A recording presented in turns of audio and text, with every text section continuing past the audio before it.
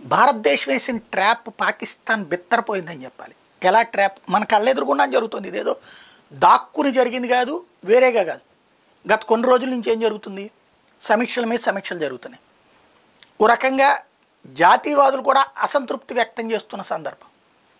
కానీ ఏది ఇంకా జరగట్లేదేంటి, ఇంకా జరగట్లేదే, వాళ్ళని కవ్విస్తున్నటువంటి సూడో లిబరల్స్ నడుస్తున్నది. ఇంకో పక్కన వాళ్ళు కూడా ఓ పక్కన ఏది ఇట్లాంటివన్నీ ఏం చేయలేడు ఇట్లాంటి. ఇంకో పక్కన నిన్న కూడా ఏమని చెప్పారు, మీటింగులు పెట్టుకున్నారు, ఇంకా డిసైడ్ చేస్తున్నామని చెప్పారు.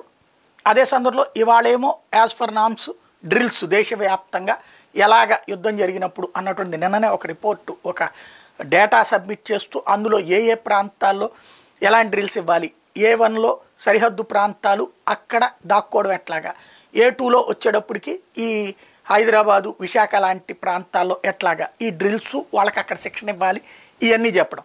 హోమ్ సెక్రటరీలతో వీళ్ళతో మీటింగ్, ఇవన్నీ చూసినప్పుడు సహజంగా పాకిస్తాన్ ఏమనుకుంటుంది, ఇంకా ప్రిపరేషన్లో ఉన్నారు వాళ్ళు, ఏదో చేస్తున్నారు, అక్కడ ఇక్కడ మీటింగ్స్ పెడుతున్నారు కదా, అవన్నీ అయిన తర్వాత ఈ మాక్ డ్రిల్స్ అయిపోయిన తర్వాత అప్పుడు ఏదో చేస్తుంది అని అనుకున్నారు.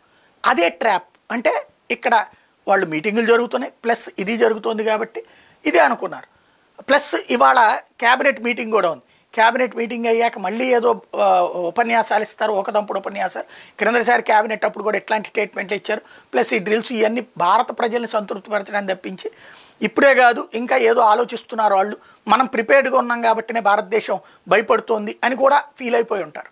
కానీ సర్ప్రైజ్ ఎలిమెంట్ అంటారు, అంటే శత్రువు ఊహించని విధంగా దాడి.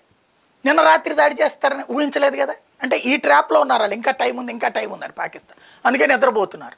లేకపోతే కనుక వాళ్ళు ఎయిర్ డిఫెన్స్ సిస్టమ్స్ పనిచేయాలి, వాళ్ళ యుద్ధ విమానాలు వెంటనే పరిగెత్తాలా, మన సరిహద్దులు వెంట పరిగెత్తాలా, వెంటనే వాళ్ళు ఎయిర్ స్ట్రైక్స్కి దిగాల. ఏం జరగలేదు. అంటే మనం కూల్గా వెళ్ళాం, పేల్చాం, 9 చోట్ల పేల్చాం. అందులో విమానంలో నుంచి వాడేటటువంటి మిస్సైల్స్ వాడాం, ఇతర మిస్సైల్స్ వాడాం, కూల్గా చేసేసి వచ్చేసాం.